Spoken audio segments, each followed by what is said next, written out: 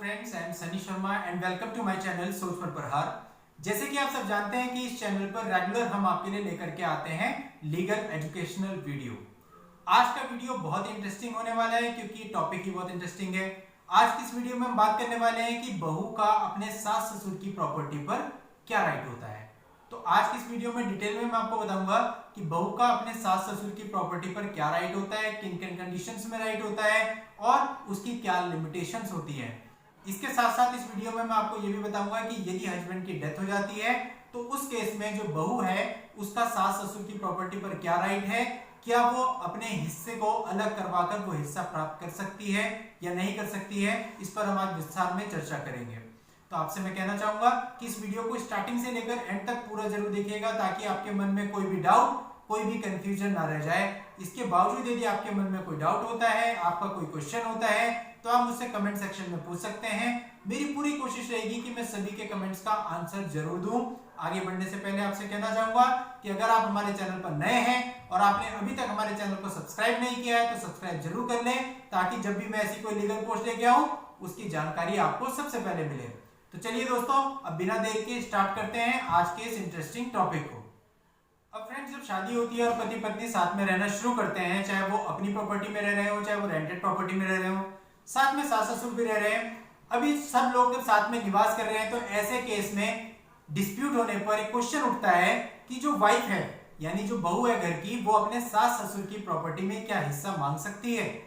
तो इसका आंसर है नो, क्योंकि जो बहू है वो सास ससुर की अपनी प्रॉपर्टी यानी उनकी इंडिविजुअल प्रॉपर्टी में हिस्सा नहीं मांग सकती, क्योंकि जो सास ससुर की अपनी प्रॉपर्टी है वो उन्होंने खुद की अर्निंग से परचेज करी है, तो वो उसके स्वयं मालिक हैं, ओनर हैं और वो जैसा चाहे उस प्रॉपर्टी के साथ कर सकते हैं।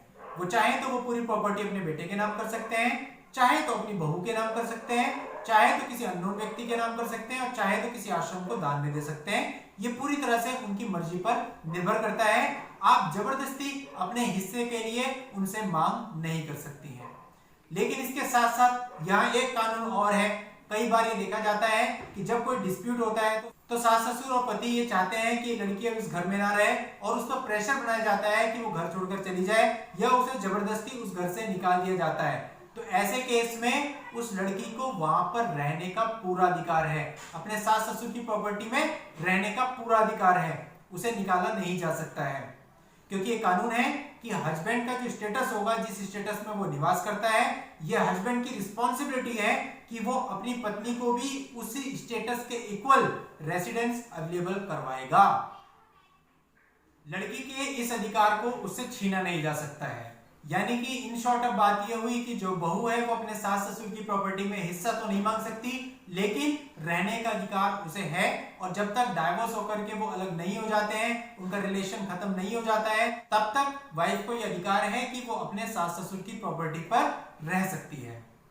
अब यहाँ पर एक कंडीशन और आती है कि यदि हस्बैंड की डेथ हो जाए और फिर उसके बाद जो उसके सास ससुर हैं उनकी भी डेथ हो जाए और वो उन्होंने कोई विल नहीं बनाई है, तो अब ऐसे केस में जो सास ससुर की प्रॉपर्टी है क्या उसका हिस्सा बहू को मिलेगा। तो इसका आंसर है यस, बिल्कुल मिलेगा। जब सास ससुर की प्रॉपर्टी का बंटवारा होगा तो जितना हिस्सा हस्बैंड के भाई और बहनों को मिलेगा उतना ही हिस्सा वाइफ को भी मिलेगा। यानी कि वो अपने सास ससुर की प्रॉपर्टी में हिस्सा पाने की अधिकारिणी होगी उस केस में जब उसके हस्बैंड की डेथ हो जाती है और सास ससुर की भी डेथ हो जाती है और उन्होंने कोई विल तैयार नहीं करी है।